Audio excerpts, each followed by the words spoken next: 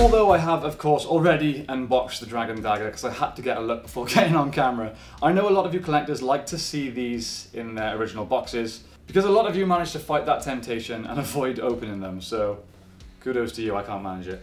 Anyway, this is the box. I'm a big fan of all of the Lightning Collection boxes. They do a really good job of appealing to the collector in me, especially the figures. They have the sort of simplistic design of each individual Ranger that the toy or prop relates to. In this case, obviously, it's the Green Ranger, and it looks nice. It's a nice box. This, I would actually say, is nicer than the helmet boxes, but that's just personal preference. The nice thing about this is it has this flap with a clear panel on the inside, which is a fantastic feature. Obviously, it's not originally displayed like that when you get it. I've obviously just chucked it back in there for the video. And then we have a little description of the Green Ranger and the Dragon Dagger here, along with some nice little images relating to the Dragon Zord, the Dagger, and the Ranger himself. It opens up then from the side, somehow, here, and just slides out like so. We have the stand in a few different pieces, which is easy to assemble. And the Dagger just pops out. You will need scissors to cut that out. I've obviously just pre-done it, ready for the video. So the stand goes together pretty basically. Just pop this in like that, and you pop that in the other side, and the Dagger just sits comfortably. There we go, like that. Fantastic. So this is something that Bandai released a few years back, and since Hasbro have bought the rights to Power Rangers, they have re-released the Dragon Dagger as their own version. So let's take a look at 1, the detail, 2, the design, and 3, the features. First of all, the detail has pretty much everything you would expect from a Power Rangers prop. It's not over detailed, it has the necessary areas painted. There are some areas that are raised from the plastic that you would expect to be painted, but for some reason are not. I can't think off the top of my head if these areas should or should not be painted. The one thing that this lacks over the Bandai version, in my opinion, is the colour of the gold paint. The Bandai version was a lot shinier, which in my opinion made it a little more, I'm not sure if I want to say authentic, but definitely stand out a little more and maybe look a little less cheap, for lack of a better word. But in terms of the feel and the quality of the prop, it feels pretty good. It feels sturdy. It doesn't feel like it would, it doesn't feel like it would break particularly easily. But again, doesn't look the most expensive, and certainly doesn't look like a real weapon, which I suppose for a kid's toy replica, you wouldn't really want it to be too dangerous. Now, as for the features, I was actually kind of surprised at how many features it offered. Let's get this stand out of the way. This bottom of the handle here has 3 modes, which, as you can hear by that sound, signify which mode you're on. I think it only seems to be working. Oh, has it stopped working? There we go. So for some reason that seems to be a little bit temperamental. But the first mode, I suppose, on the Dagger is you can play it yourself, which is pretty cool. I haven't did actually try and learn the Dragon Zord tune. Nope. Nope.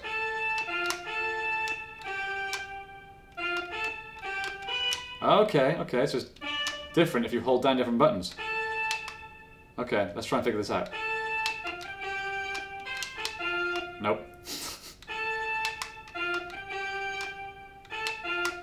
Nope. This may take up the whole video, so let's just pretend I did it right. So that's the first mode. The second mode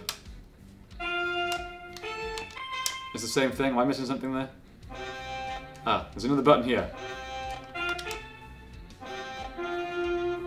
Okay, and then the third mode, we have a little version. Can I cut this off now?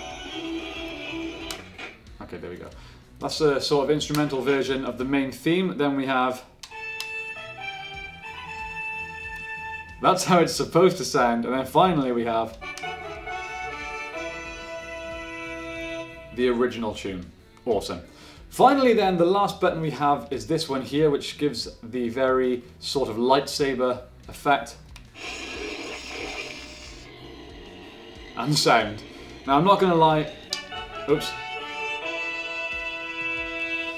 I apologise once again, but I'm going to point out that these buttons are not in a very practical position. Imagine trying to fight with this dagger while holding 3 buttons. It's not practical. You want to hold it like this. Anyway, that's not really relevant to the review of the toy. So yeah, this lightsaber sort of feature here is awesome. I'm a huge fan of that. The sound, I'm assuming you can hear that okay. Sounds very lightsabery. And it doesn't do like Hasbro's previous lightsabers where it has clash sounds or anything.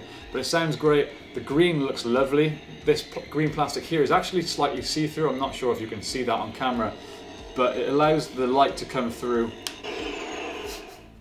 It allows the light to come through quite nicely. So overall, features are great. Good sound effects, pretty good quality. Let's go one more time. I can't think off the top of my head how the Bandai one sounded, but first reaction is the sound quality of this is better than the original Bandai one.